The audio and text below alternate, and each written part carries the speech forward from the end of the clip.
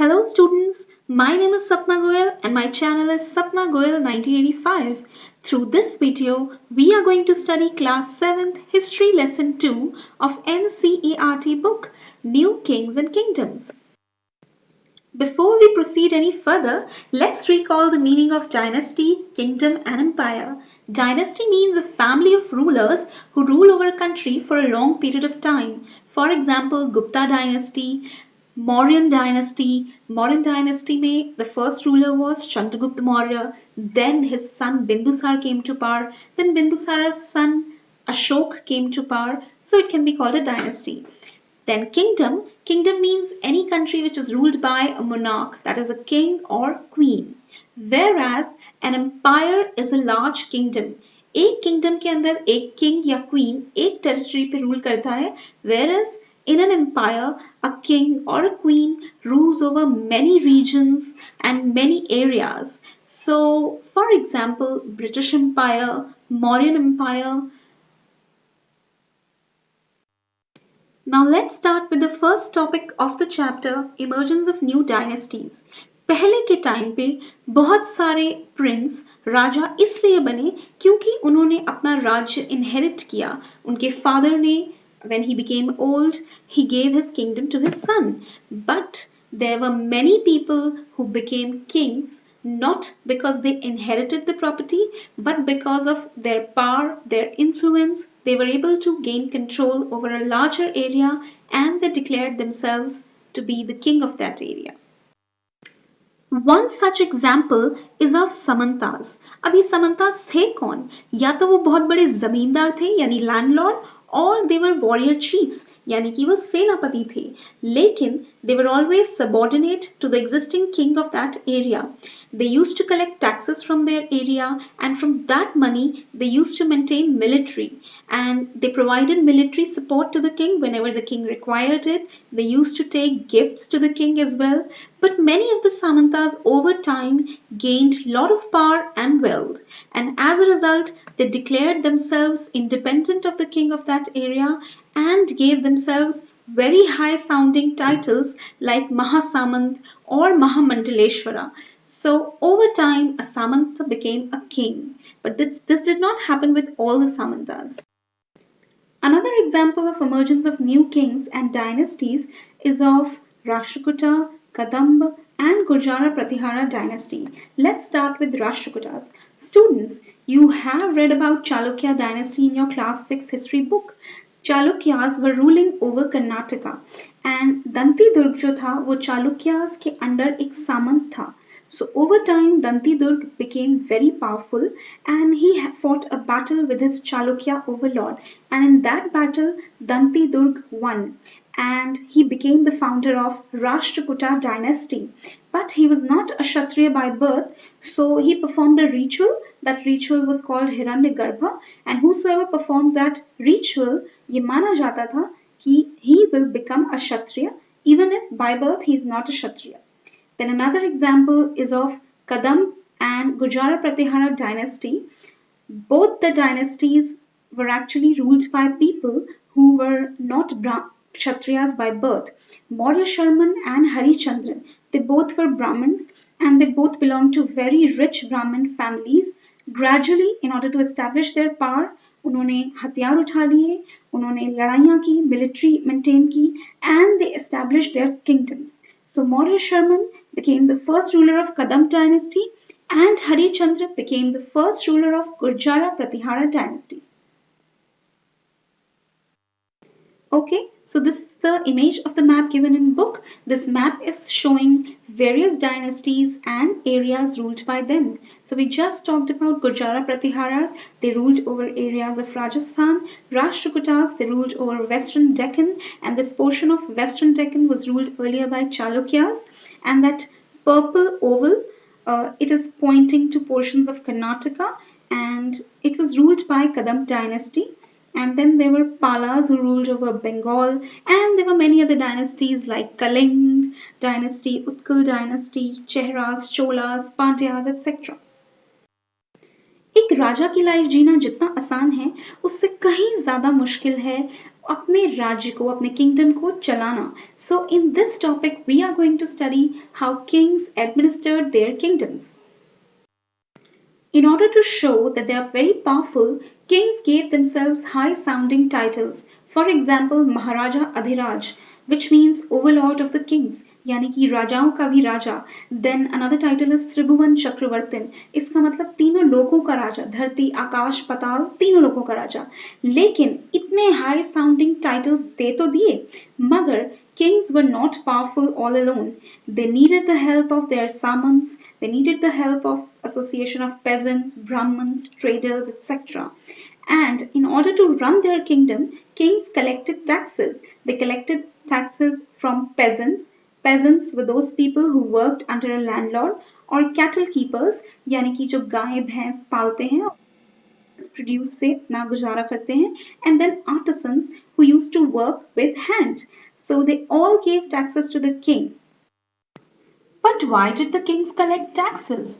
They collected it to finance their establishments. यानी कि अपने राजमहल को चलाना. They had to give salaries to their soldiers, expenditures on food, expenditures on jewelry, clothing, furniture, etc.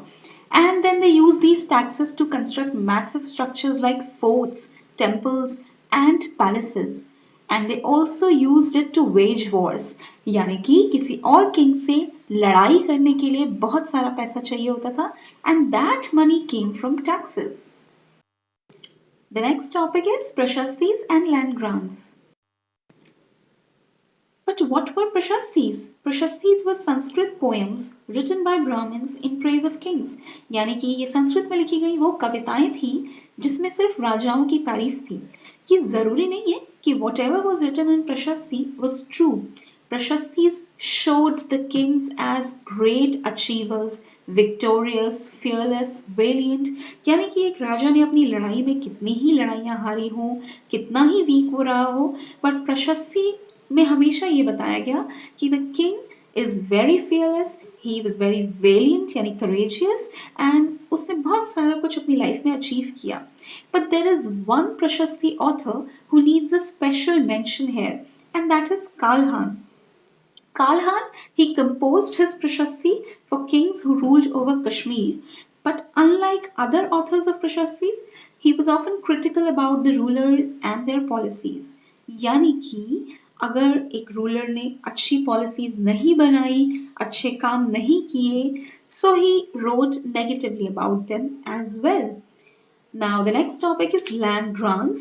As we have studied in previous chapters, Brahmanas were a very revered one within Hinduism, and kings, in order to give respect to the Brahmins, often rewarded them by grant of land. यानी कि free में Brahmins को land दिया जाता था so that they can teach children over there, they can study over there, and these gifts of land grants were recorded on copper plates. जैसे आज हमारे पास प्रॉपर्टी के डॉक्यूमेंट्स होते हैं, at that point of time, if a land was gifted to a Brahmin, it was recorded but on a copper plate. The next topic is warfare for wealth. Children, you must have studied or heard that kings used to fight a lot of battles in their life. But why did they do this? They did it to control other areas and to gain more and more wealth, and for this they had to fight war. Now, the first example of dynasties which fought for expansion and wealth is Gurjara Pratihara, Pala, and Rashtrakuta dynasties.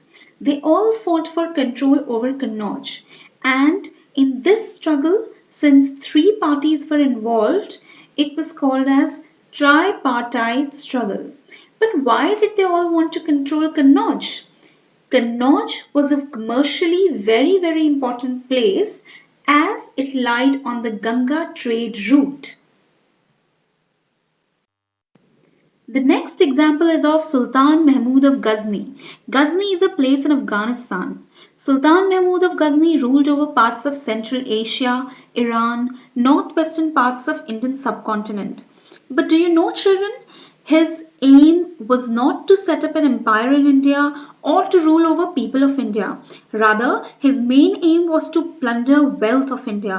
And for plundering wealth, he targeted wealthy temples. For example, Somnath temple in Gujarat. He looted the wealth from there and then went back to his place called Ghazni. He even wanted somebody to write an account of Indian subcontinent. So for that, he hired a scholar named Al-Biruni. And the book that Al-Biruni wrote was Kitab al-Hind. The next example of a dynasty which fought for expansion is Chauhans, also known as Chahmanas. They ruled over Delhi and Ajmer. उन्होंने कोशिश की West and East India में भी expand करने की, but वो नहीं कर पाए because they were opposed by Chalukyas of Gujarat and Gahadwalas of Western UP. The best known and the most famous Chahmana ruler was Prithviraj Chauhan III. Prithviraj Chauhan, he defeated an Afghan ruler named Sultan Muhammad Ghori in 1191, but after defeating Muhammad Ghori, he just allowed him to go. Next year, in 1192, Muhammad Ghori again attacked him, and this time Prithviraj Chauhan lost the battle and died, and he was killed in the battle. But there's one more very famous story about Prithviraj Chauhan's death. According to this story, Prithviraj Chauhan did not die in the battle. Rather, Muhammad Ghori, after defeating him, took him to Ghor. Ghor is a place in present-day Afghanistan. वहां पे ले जाने के बाद उन्होंने पृथ्वीराज चौहान को अंधा कर दिया. And then later in an archery competition, he challenged Prithviraj to shoot an arrow on a target just by listening to the sound. यानी कि वो चाहते थे कि पृथ्वीराज चौहान उन्हें एक शब्द भेदी बाण चला के दिखाए. Prithviraj accepted this challenge because he was very talented in this technique of shooting an arrow. And he saw this as an opportunity as well. But Prithviraj ने बोला कि सुल्तान गौरी को 2 या 3 बार instructions देनी होगी just before he shoots. So Muhammad Ghori accepted, and the moment Muhammad Ghori spoke something, Prithviraj, instead of attacking the target, he shot the arrow straight into the heart of Muhammad Ghori, and Muhammad Ghori got killed there and then. And in all this, Prithviraj was helped by his friend. So before Muhammad Ghori's army could kill Prithviraj, he and his friend, they both killed each other. And this is how the story ended. Okay children, so the next topic is Chola Empire. Let's take a closer look at Chola Empire, its temples, its sculptures and administration. Before proceeding further, children, let's take a closer look at the map. Can you see River Kaveri and Delta of River Kaveri on the map? Can you see Thanjavur and Urayur, 2 important towns? अब बात करते हैं चोलास की. Who were they? They were not kings initially. Rather, they were subordinate to Pallavas. Pallav dynasty south में एक ruling dynasty थी पहले, and Cholas they were just subordinate to Pallavas and they held power in Urayur. यानी कि Urayur में Cholas rule करते थे just like a Samant. वो वहाँ पे power hold करते थे. And similarly to Cholas, there were Muttarayars who held power in regions around Kaveri Delta, but the king of that area or the main ruling dynasty of that area was Pallavas. Then one day, Vijay Alya, a Chola chief, he captured Kaveri Delta from Muttarayar. यानी कि Cholas ने Muttarayar के साथ लड़ाई की और Kaveri Delta हथिया लिया. And then gradually, Cholas built a new town, that is the town of Thanjavur, and they also built a temple of goddess Nishumbha Sudhini there. So gradually, from a small kingdom, Cholas built a huge empire. The Pandya dynasty, the Pallav dynasty, and many other areas in south and north of India became part of Chola kingdom. Rajaraja I, who was the most famous and powerful Chola ruler, he became king in 985 Common Era and he expanded his control over many areas. उन्होंने अपने kingdom का administration भी दुरुस्त किया यानी reorganize किया. And then his son Rajendra I, he also kept on expanding. And he even raided Ganga Valley, Sri Lanka, countries of Southeast Asia, and he even developed a huge army for these expeditions as well as a huge navy. Take a look at the territories ruled by Cholas. The blue portion is showing those territories which were directly ruled by Cholas, and the pink portion that's showing the areas where Cholas had their huge influence. Cholas were famous not only because they built a big empire, but they were also famous because of their temples. Rajaraja and Rajendra built many temples in their dynasty, and especially at Thanjavur and Gangaikonda Cholapuram. ये temples इतने famous हो गए कि हर साल बहुत हजारों लोग इन्हें देखने के लिए आते थे and as a result many people who were craft producers who were garland makers they settled over there और वहां पे ही उन्हें काम मिला. Temples got huge amount of land from the king and उस लैंड से क्या किया जाता था, उस लैंड के ऊपर कल्टिवेशन भी होता था and various other activities went on those lands. और उस लैंड से जो भी कमाई होती थी that was used to maintain those specialists who worked at and lived near the temple. यानी कि पुजारी, माला बनाने वाले, cooks, सफाई कर्मचारी, musicians, etc. उनको सैलरी देना, उनको उनके खर्चे पूरे करना, all this was done from the money that was earned because of the lands that were gifted by the king. Take a look at these beautiful pictures of Chola temples. The first image is of Brihadiswara temple at Thanjavur and the second one is of Gangaikonda Cholapuram temple. And do you know, children, around these temples there lived many bronze sculptors who made beautiful bronze images, and bronze sculptures made during Chola time period were amongst the finest in the world. Next topic is agriculture. How did the Chola rulers improve agriculture? Children, खेती करने के लिए दो चीजें बहुत जरूरी हैं and they are land and water. Chola rulers cleared forest areas to bring more land under cultivation, as more land under cultivation means more production of crops, and then crops and fields had to be watered. So for irrigation, wells were dug, canals were built and tanks were constructed to collect rainwater. You can see the images of well and canal. Canal, what is canal?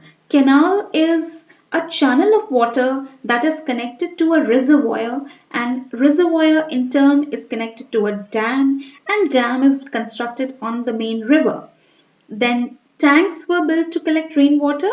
That means a rainwater harvesting technique was used and during the Chola time period. And embankments were also constructed to prevent flooding. Now, what is embankment? You can see the image. Embankment is a wall that is constructed to prevent the river from flooding. कई बार channels में या canals में पानी बहुत ज़्यादा हो जाता है स्पेसिफिकली बारिशों के टाइम पे.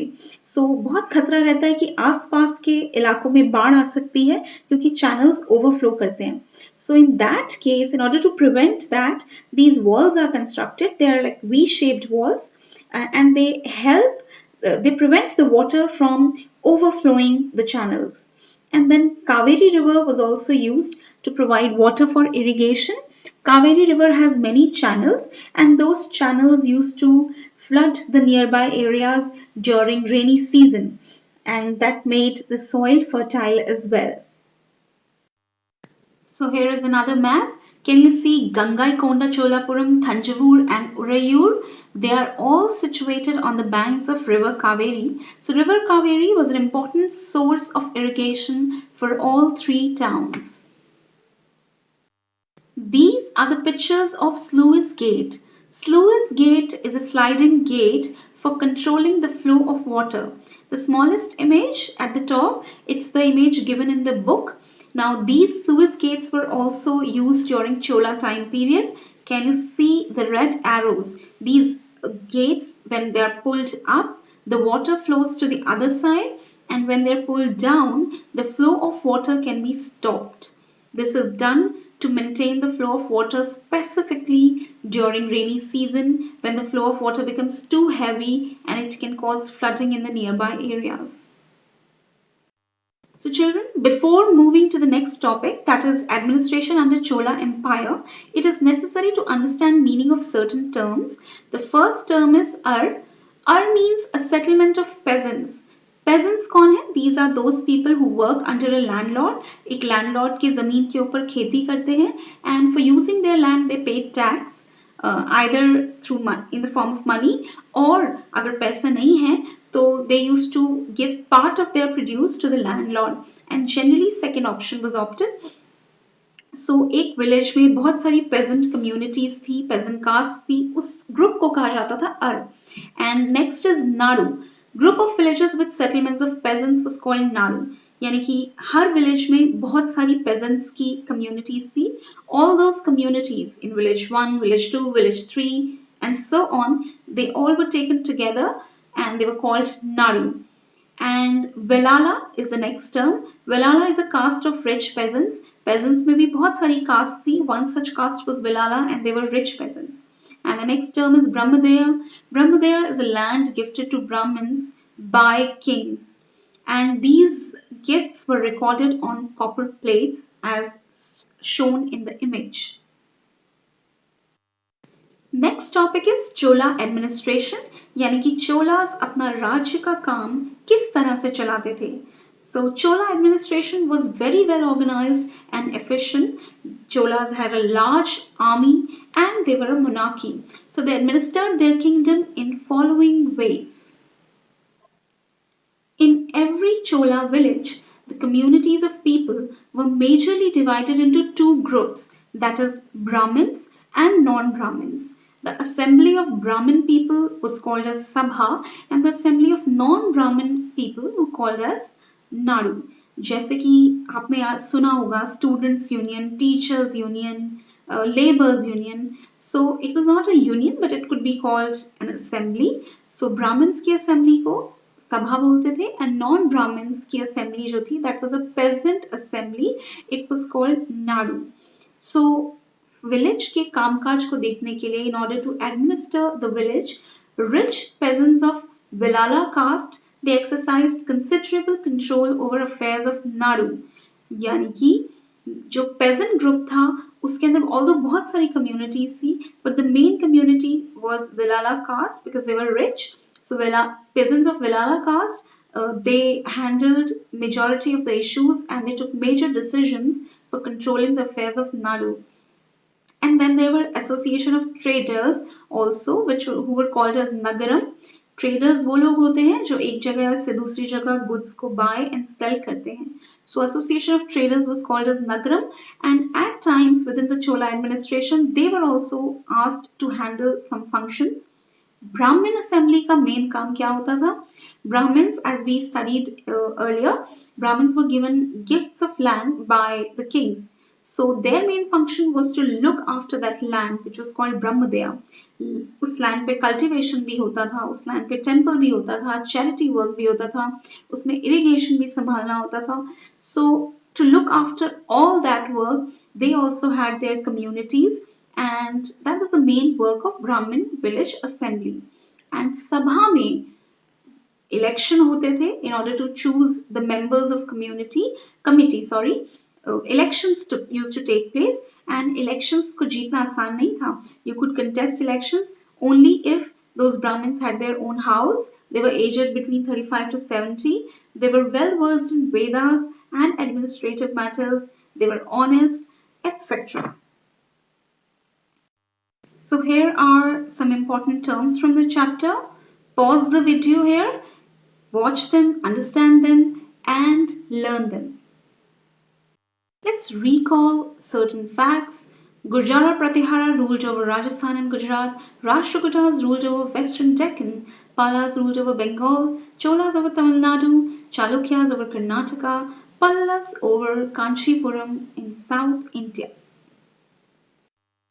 Here are some important questions for you and you'll find the answer within the video and from the book. This brings us to the end of the chapter, children. If you liked the video, then please like, comment, provide feedback, share, and subscribe to my channel, Sapna Goyal 1985. Thank you so much.